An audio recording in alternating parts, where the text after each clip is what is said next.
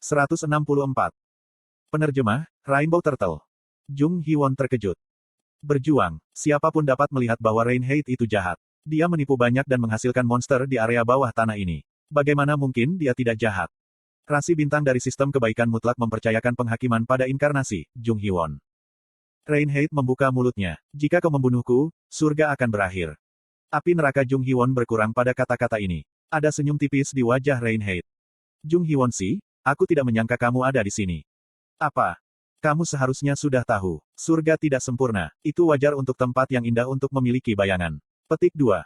Jung Hee-won tidak menanggapi. Ketidaktahuan adalah tipuan. Tentu saja, dia sudah memikirkannya. Tempat ini pasti menyembunyikan kebenaran yang mengerikan. Dia hanya tidak berpikir akan seperti ini. Kenapa kamu memproduksi monster secara massal? Apakah Anda akan menaklukkan Dark Castle? Petik 2.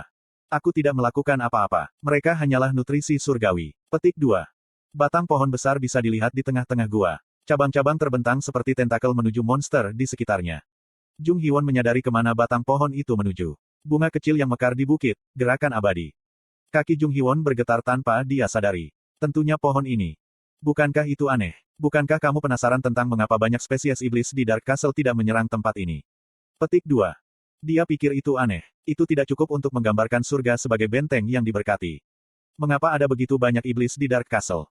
Cabang yang bergerak cepat meraih manusia satu persatu. Para tahanan berteriak tetapi tidak ada ruang untuk perlawanan. Cabang-cabang yang bergerak cepat mengikat tubuh para tahanan dan mereka bertiga ke dalam lubang di bagasi.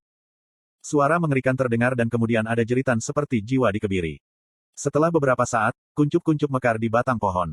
Jung Hee-won merasakan apa yang akan lahir dari tunas dan bergetar. Dalam waktu kurang dari beberapa menit, monster raksasa lahir dari tunas.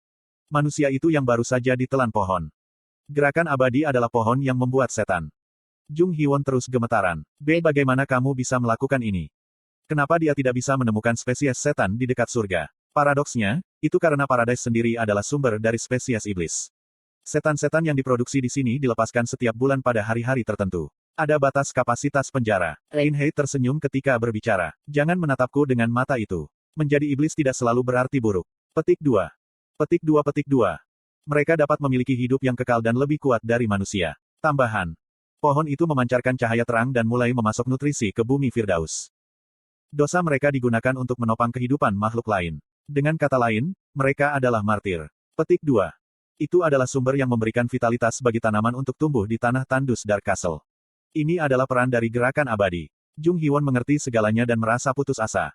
Rasi bintang dari sistem yang benar-benar baik menuntut Anda membuat pilihan. Jika dia membunuh Reinhardt, penjara bawah tanah akan runtuh. Gerakan abadi akan mati dan sistem Firdaus akan dihancurkan. Orang-orang akan kehilangan tanah dan makanan mereka. Kemudian mereka akan dihancurkan oleh monster. Kenapa? Mengapa? Mengetahui hal ini, Jung Hee-won tidak bisa membunuh Reinhardt.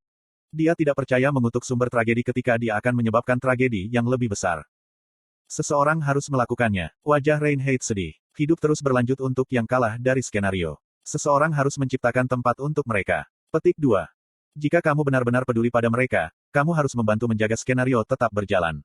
Jangan membuat tempat seperti ini. Pimpin orang-orang dan coba hapus skenarionya. Petik 2. Kamu tidak tahu, musuh dalam skenario berikut bukanlah seseorang yang bisa kita menangkan. Petik 2. Jung Hee-won terkejut dengan ekspresi suramnya. Markis Iblis peringkat kedua dari Dark Castle. Siapa yang bisa membuatnya merasa takut seperti itu? Apa yang Anda tahu?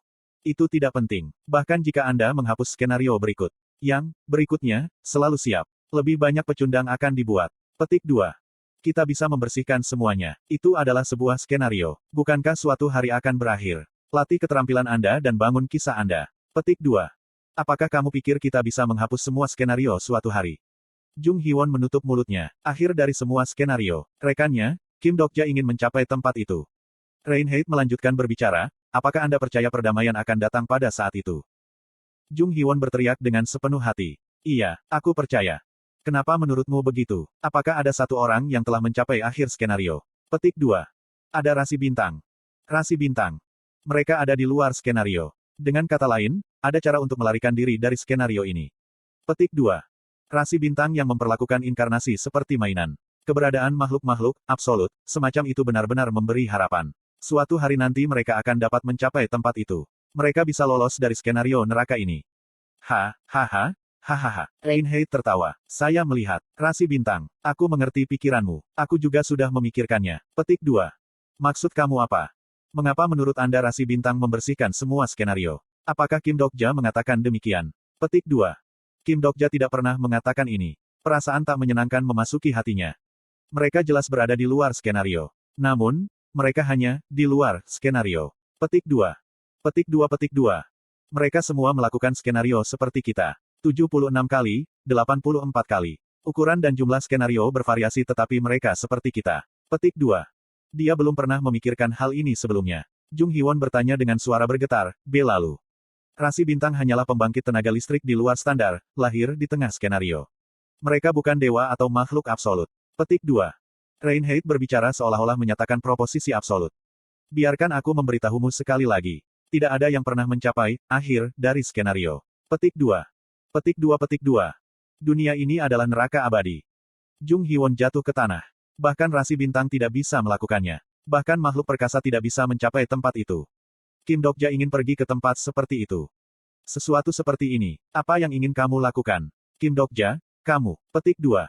Reinhardt terus berbicara. Karena itulah aku membuat Firdaus. Jung Hee-won menatap kosong ke arah Reinhardt. Jika ini terus berlanjut, suatu hari surga akan runtuh. Jumlah manusia berkurang dan jumlah setan terus meningkat. Nutrisi untuk mempertahankan tanah ini sudah hampir habis. Petik 2. Di akhir keputusasaan dan keputusasaan, dia menciptakan surga keputusasaan. Aku butuh manusia yang mulia untuk menopang pohon ini. Ada banyak jiwa yang memasuki kuartal ini. Kim Dokja adalah salah satunya. Petik 2. Jung Hee-won menyadari apa yang dia bicarakan. Karena itulah aku dibutuhkan. Itu benar. Anda dipilih oleh Malaikat Agung dan akan bertahan setidaknya 10 tahun. Sebuah konstelasi seperti Kim Dokja akan dapat mempertahankan vitalitas surga selama lebih dari 200 tahun. Petik 2. Apakah kamu pikir aku hanya akan mendengarkan kamu?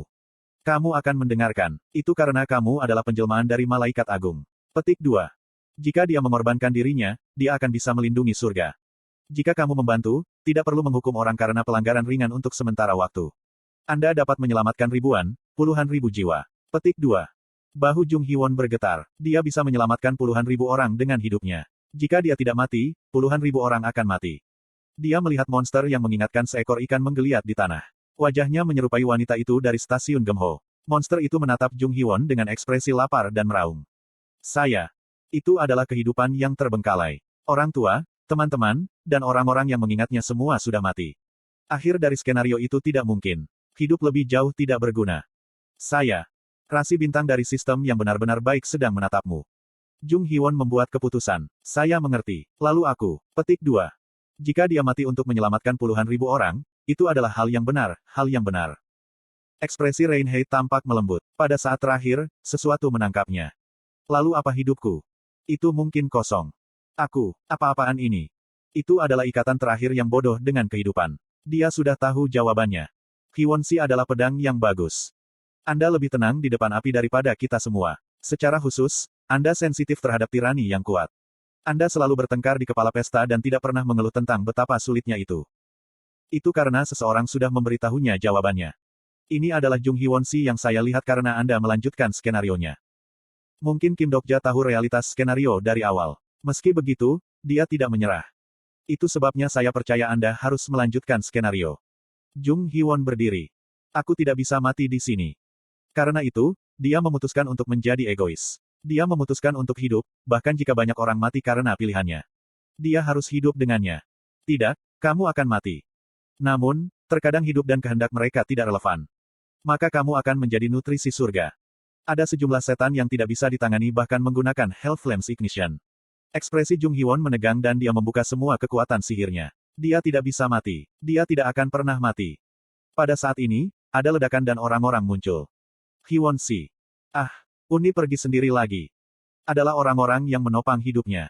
Tetap saja, Reinhardt tidak panik. Dia tersenyum seolah itu bagus. Saya bisa mendapatkan banyak nutrisi. Orang ini adalah yang terkuat kedua di Dark Castle. Dia tidak takut pada kelompok tanpa Kim Dokja. Semua orang mundur. Lee Hyun-sung melangkah maju dan melindungi teman-temannya. Dia jauh lebih kuat dari sebelumnya tetapi situasinya buruk. Mungkin seseorang akan mati dalam pertarungan ini. Akan beruntung jika mereka semua tidak mati. Sebagus apa jadinya jika Kim Dokja ada di sini? Dia berusaha menghindari bergantung pada Kim Dokja tetapi Jung Hee-won tidak dapat menahan pikiran ini.